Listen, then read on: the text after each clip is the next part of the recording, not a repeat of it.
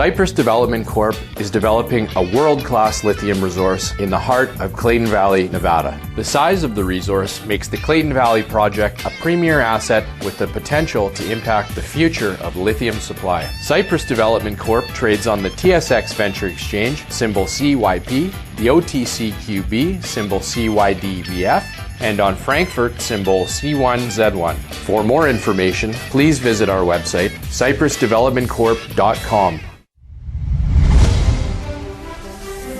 Welcome to the Goddard Report. Comments made on the Goddard Report and TalkDigitalNetwork.com are an expression of opinion only. Here is Jim Goddard. My guest is Sharon Noble, Director of the BC Coalition to Stop Smart Meters. Welcome back to the show, Sharon. Hi, Jim. Thank you. Sharon, right now there are lawsuits in Italy where the government is being told to do what about cell phones? Yeah, very interesting. The Italian government has been very proactive, as a matter of fact, and the government has been told that they have to start a campaign, a formal campaign, to inform the public about wireless devices, the dangers involved with them, the health implications and the environmental implications, and the precautions that should be taken to use them safely, or as safely as possible. This is after Italy has had several lawsuits settled holding phone telecoms responsible for health problems. The most recent one held that a cell phone was responsible for a brain tumor. And 1 years ago, and this is one of the first ones I ever heard of, was the Vatican was held liable for causing increasing cancers in the areas around the Vatican because the Vatican was selling off space on its property for FM transmitters. And the cancers were increasing, and they found it was liable because of the FM transmitters. These things are happening in other countries, and we can't get Canada to do anything. We can't even get Health Canada to put a warning on their website or to even put truthful information, honest information on their website. I mean, the idea of a public campaign so that people have a right to know that they shouldn't be holding cell phones up to their heads or they shouldn't be letting their kids sleep with them. Simple things like this could make things so much safer for people. Even if they feel that they have to use their smartphones, use them more safely. Don't have them in your pocket or put them in your bra when they're on. Things like that. That is the type of campaign that the public deserves. But do you know, Jim, that if you go onto the Health Canada website, or if you go onto the Provincial Health Authority's website, or to the BC Cancer Society's website, you'll see that they say that there's no evidence of harm.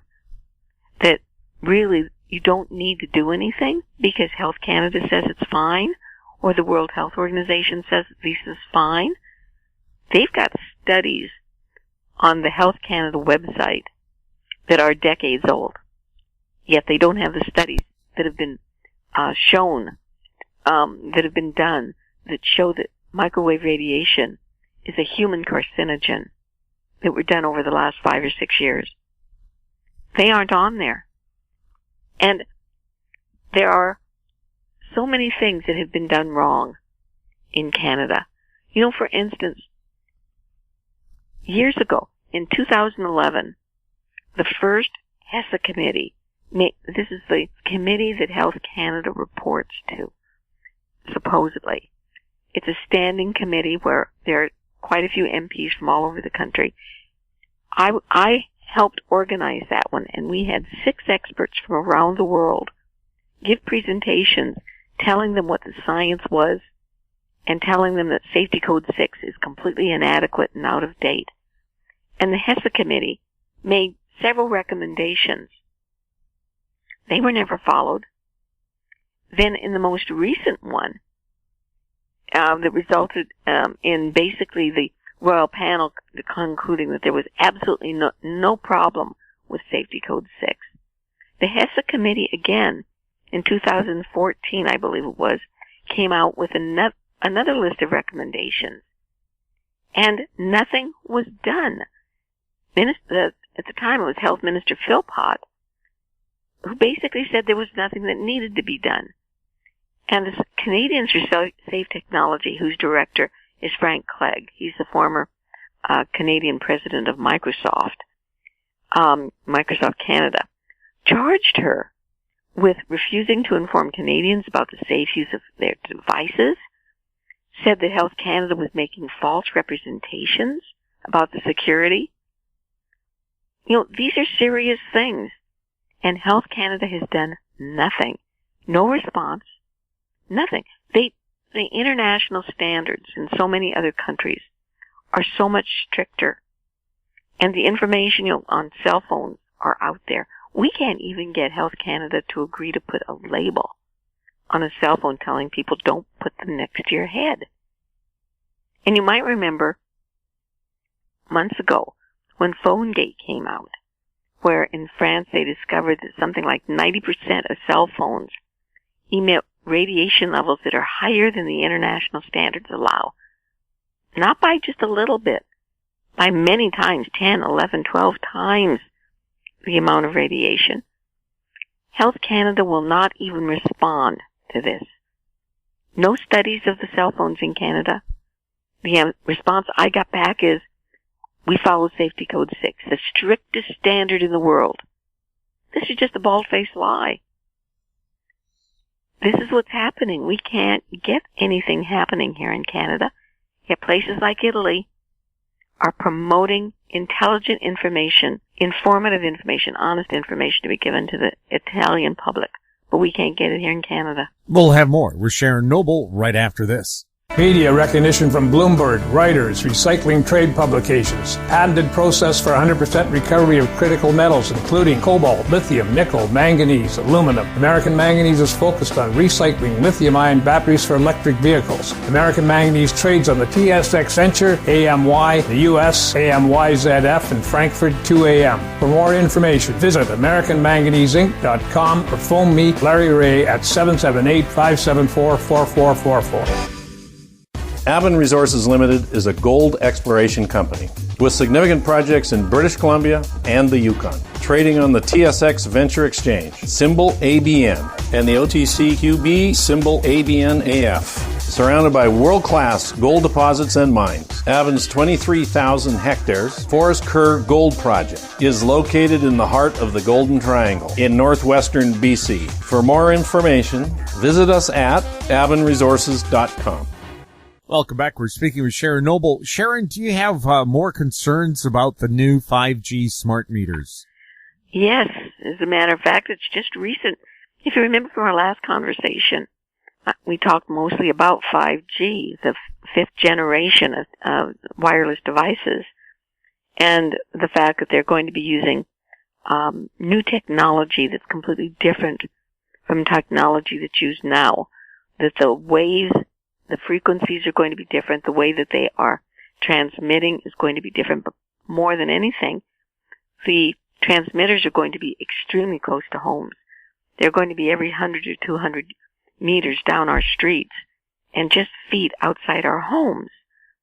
And the key to this new 5G grid, which, by the way, uses Huawei transmitters, is the smart meter.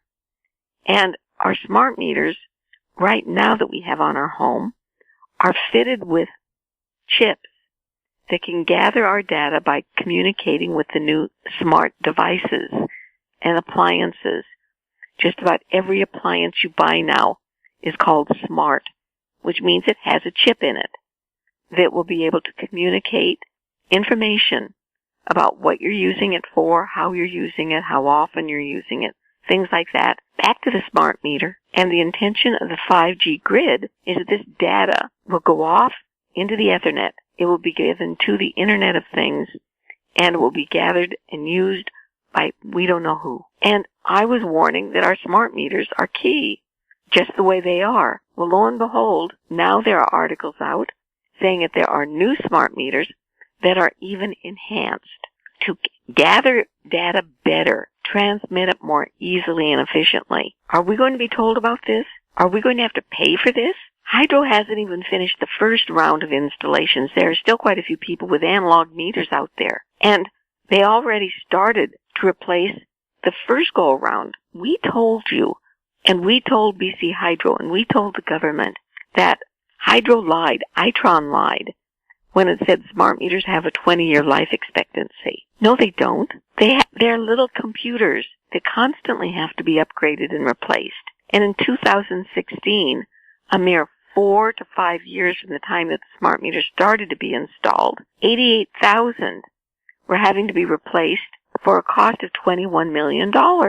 So they weren't covered, they weren't broken, they weren't defective, they were just having to be replaced, and we're having to pay for them, in addition to the $1 billion program cost for the initial installation. Now these new smart meters are going to come out, and not only are they going to make us sick and steal our data, but we're going to have to pay for them. And how much are we going to have to be paid? Be paying? And who's going to replace them? Are they going to hire people off the street like they did last time? Corix had people who were very poorly trained, and they resulted in replacing meters in a way that caused a lot of damage. A very major concern that's been raised by many experts is that every time a meter is replaced, even if it's done by hydro people who know what they're doing, the lugs inside the meter that are responsible for holding the meter tight into the base get weakened. The lugs get spread apart. You know, it's like putting anything in and out and in and out and in and out. That connection is going to be disrupted. It's going to be spread. It's going to be weakened. And when this happens with a meter that has electricity running through it, gaps are going to result because the lugs don't hold the meter tightly anymore. And that gap results in arcing, which results in fires. So not only have we had old analogs replaced by newer analogs, then the smart meters came in, and now we're going to have new smart meters.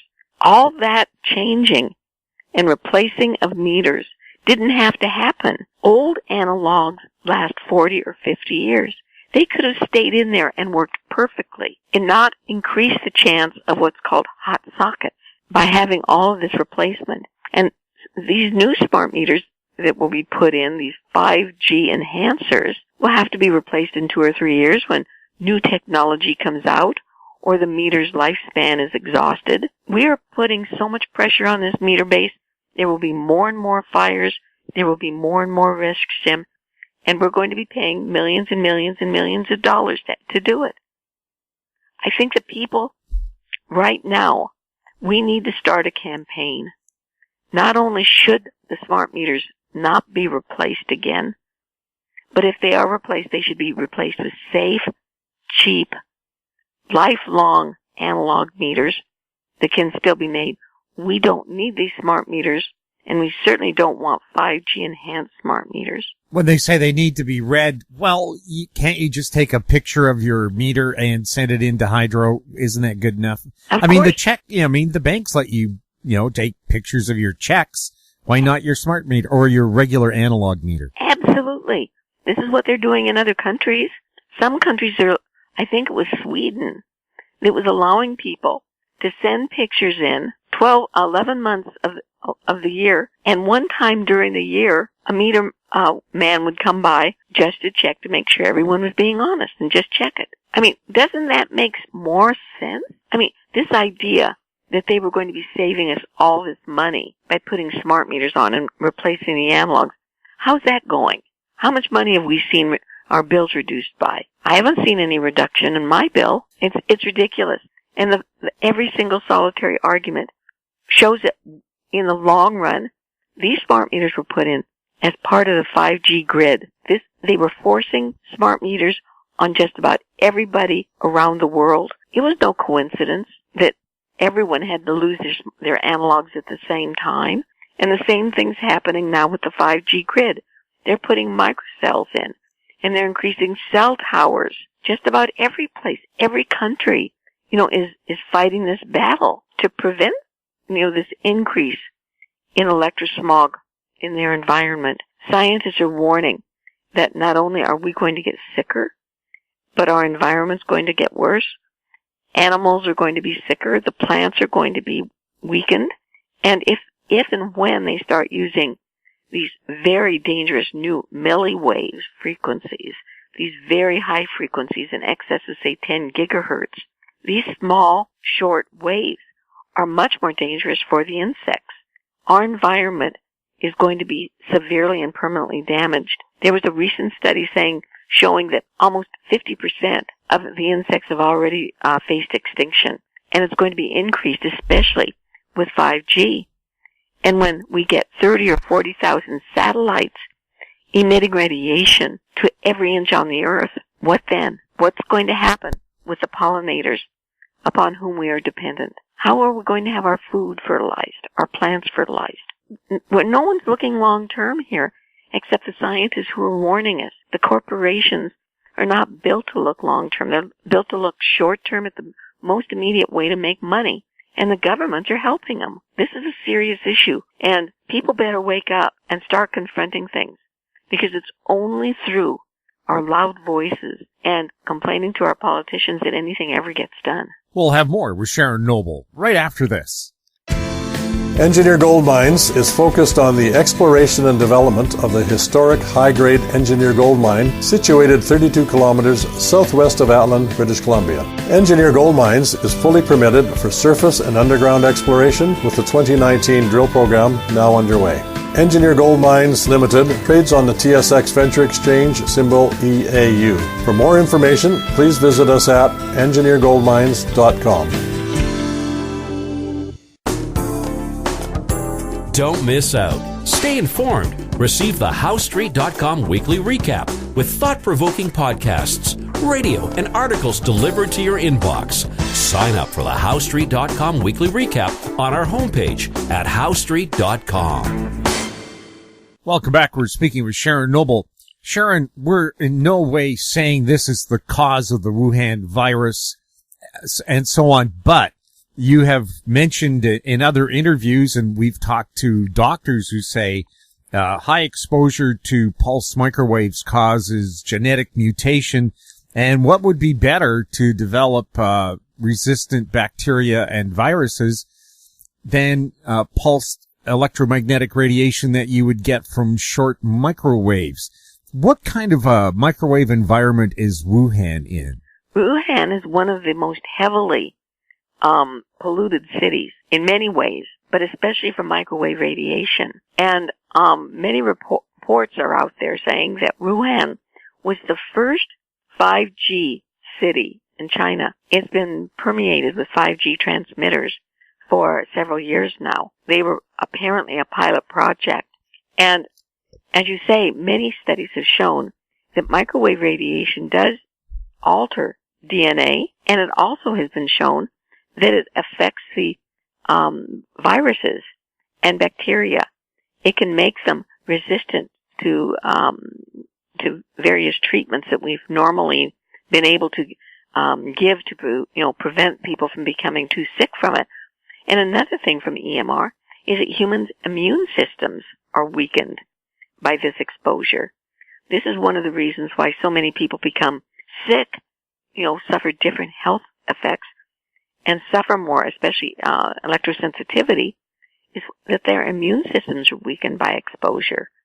So there are many different aspects of this that are being questioned right now.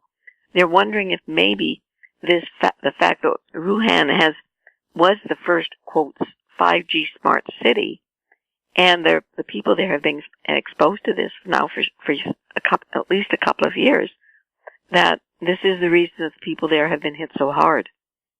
Nobody knows. I mean, this all could be conspiracy theory. I don't think that there's been any opportunity yet for any real scientific study of it.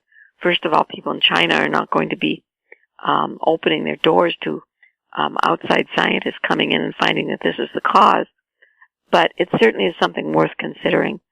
EMR is very, very dangerous physically. We know it, and it shouldn't be happening. And 5G is just going to make it worse.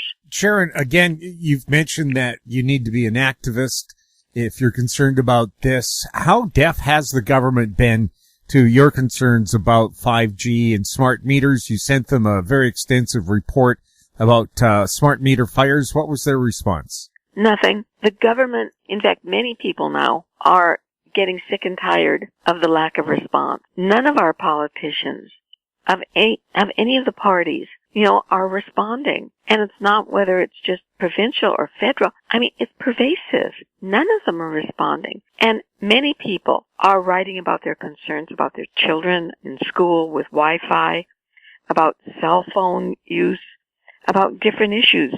And our politicians are not responding at all. I don't understand why they think that they've been elected and put in these offices of responsibility if they are not beholden to the people who put them in those jobs. It's just like Health Canada. None of these people are doing their jobs. And, Premier Horgan and all of his ministers probably are very busy. Are they answering other people? Are they just ignoring us? I don't know. But all I can assume is they're not answering anybody, because many of the people who write to me, who take the time to write thoughtful, very intelligent letters, if they receive anything, it's usually a form letter. And I've written many letters, and the letters I get back, for instance, I wrote a recent letter to Health Canada asking if they have plans for testing cell phones to see if the cell phones in Canada were any safer, knowing that they aren't. But I wanted a response. I said, how do you know that the cell phones in Canada are just as dangerous, or are they safer than those used in U.S. and Europe? And I got back this insipid letter from someone called Tim Singer. He's someone in the health department who works for the health minister in Health Canada. And he writes, Health Canada is doing ongoing studies. That's a bunch of junk. No, they aren't. And Safety Code 6 is one of the strictest standards in the world. No, it's not. These are the same form letters they write to everybody. And they say, Health Canada is so concerned about the safety. No, they aren't. They haven't looked at any of the most recent studies. You send them something, and they ignore it. And it's the same thing here. If you write the provincial health officer, for instance, if you write Dr. Bonnie Henry, she sends you the same form letters that were sent out when Perry Kendall was the health officer. And they say things like, we follow Health Canada's guidelines, which is one of the best in the world. This is what we hear back. When people are concerned enough to write intelligent letters, they deserve honest responses. And what they get are form letters filled with junk, if they get anything at all. And usually they get nothing. Sharon, can you again let people know how they can get a hold of you? Yes, Jim. They can email me at citizensforsafertech@shaw.ca, or go to our website, which is www.stopsmartmetersbc.com. And you can also, if you have questions for Sharon or any of our other guests, send them to info@howstreet.com. Our YouTube channel is Talk Digital Network. Find us on Twitter at Talk Digital Net. We're also on Facebook. I'm Jim Goddard. Thank you for listening. Comments made on the Goddard Report and TalkDigitalNetwork.com are an expression of opinion only. The Goddard Report is available online and mobile at TalkDigitalNetwork.com. The Goddard Report is a production of Howe Street Media Incorporated.